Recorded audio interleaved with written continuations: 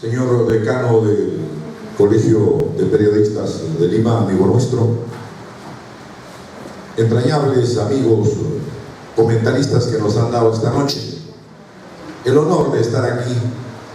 y entregarnos no solamente su óptica sobre el libro, sino todo el conjunto de su vasto conocimiento expresado en sus comentarios. Mi querido Daniel Morán,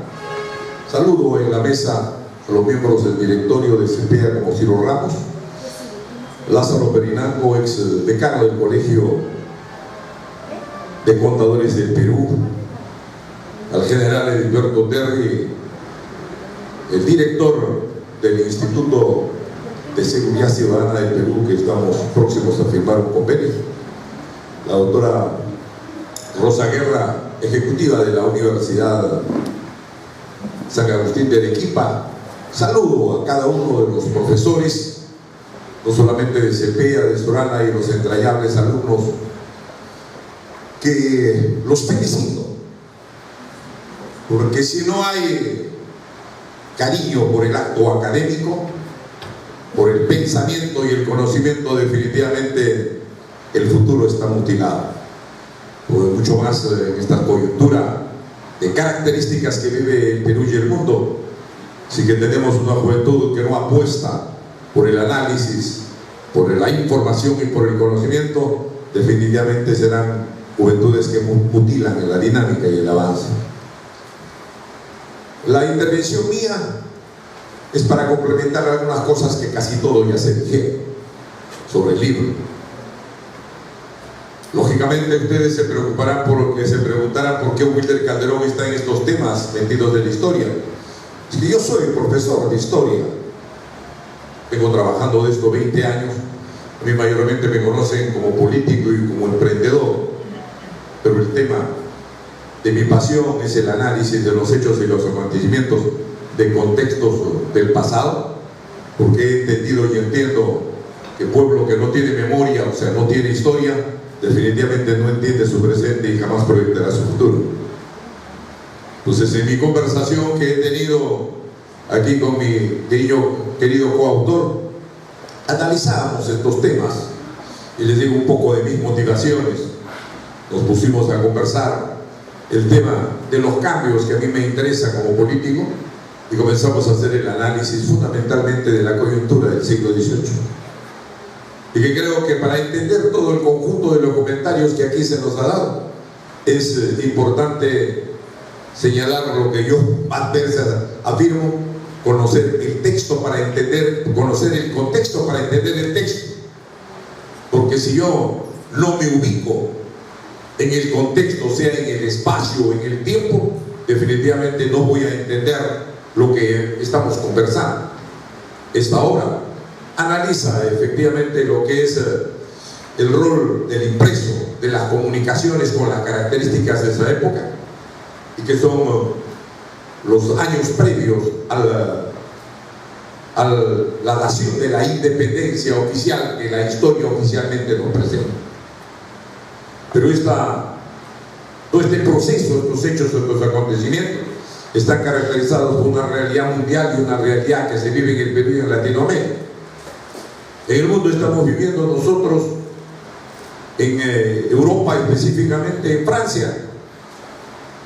ya una etapa post-revolución francesa, porque la revolución francesa se produce en el año 1789, y específicamente en el contexto de que analiza la obra, estamos viviendo nosotros la época napoleónica en Francia, y Francia en su decisión política de invadir España a través de lo que se conoce el hermano de Napoleón, de Pepe Botellas. Y entonces este hecho, este acontecimiento de la invasión napoleónica francesa a España produce efectivamente la reacción, esto es la acción del pueblo español de rechazar a la invasión francesa. Y vienen los acontecimientos de la Corte de Cádiz, y definitivamente al amparo de la Corte de Cádiz y los hechos y los acontecimientos históricos de España, aquí en América Latina se forman las juntas de gobierno. Pero aquí está precisamente el rol del impreso, la revolución que produce el impreso, al cual el libro alude en sus diferentes capítulos, de cómo los que ya se habían comprometido con la que en la historia tradicional llamamos nosotros las nuevas ideas, lo que habían sido contagiados por lo que otra de las características del contexto es la ilustración, que trajo una revolución de los enfoques del conocimiento científico de ese tiempo, y definitivamente una nueva forma de pensar y repensar el hombre, el mundo, la sociedad. Entonces, como los que se habían comprometido con este conjunto de ideas, que se habían inspirado en las ideas de la Revolución Francesa, expresados por Rousseau, Voltaire, Montesquieu, los grandes enciclopedistas y todos los pensadores ingleses, como entre ellos John Locke, al cual se nutrieron los franceses, y la influencia que ya ejercía en el mundo, como ejemplo de hecho concreto, la independencia de los Estados Unidos. Lo que ya se habían visto este panorama, cómo efectivamente utilizaron el impreso con las características de la técnica que domina o se dominaba en ese contexto, y con características de la forma como se difundía esto. Había una prensa oficial, como muy bien han dicho los comentaristas, por ejemplo, durante el gobierno de Abascal. Había una prensa oficial de la Gaceta de Lima, el Mercurio Peruano, y como frente al Mercurio Peruano, la Gaceta de Lima, que era financiada por el oficialismo que podemos llamar ahora en este lenguaje, que era el virrey de ese entonces, como sale Fernando López Aldana con el periódico escrito, como muy bien lo ha explicado Jorge Smith, lo hace manuscrito, y la forma como esto se comenta y se difunde en tertulias, en conversaciones, clandestinamente, y cómo se va generando una conciencia. Entonces, la revolución que nosotros, o la independencia que nosotros conocemos, que se produce en la proclamación de 1821, la presencia de Bolívar, que se sella la independencia el año 1824, el 9 de diciembre, definitivamente es corolario de toda una corriente de forjación de conciencia que se va dando a través de este proceso histórico, que no solamente son los que manejan las ideas a través de la prensa, sino a su vez de todo un conjunto de movimientos y de estallidos de carácter de protesta que van materializando la aspiración histórica que en el Perú andino y en el Perú nativo nunca murió, porque estuvo presente desde el grito de Manco Inca y sus expresiones a través de diferentes movimientos, que en el caso de Payarrey, Pumacagua, Pardo de Cela, todos ellos expresaron y crearon las condiciones para que este gran hecho del gran cambio, de terminar con una estructura social, económica y política de ese entonces, definitivamente se renovara, y que pudiéramos nosotros iniciar una nueva forma política, entre comillas, porque con Daniel estamos conversando de seguir avanzando este proyecto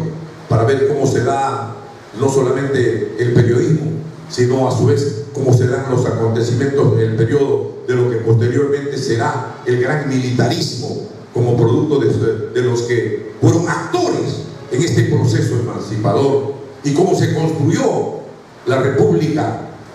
que creo que Basadre ha avanzado muchísimo, Macera, y aquí con Daniel, que yo lo veo como el futuro Pablo Macera de su época, porque a los años que tiene, imagínense la vasta producción que tiene. Y bueno, acá en los diálogos que yo semanalmente tengo con él, profundizamos cada uno de nuestros análisis y pensamientos, y nos dividimos el trabajo para seguir avanzando en este tema, que es una de las cosas de mi pasión que yo tengo, de compenetrarme en el conocimiento de los hechos y las realizaciones del pasado. Yo creo que ya todo está dicho. Lo único que me queda una vez más, y les pido a todo el auditorio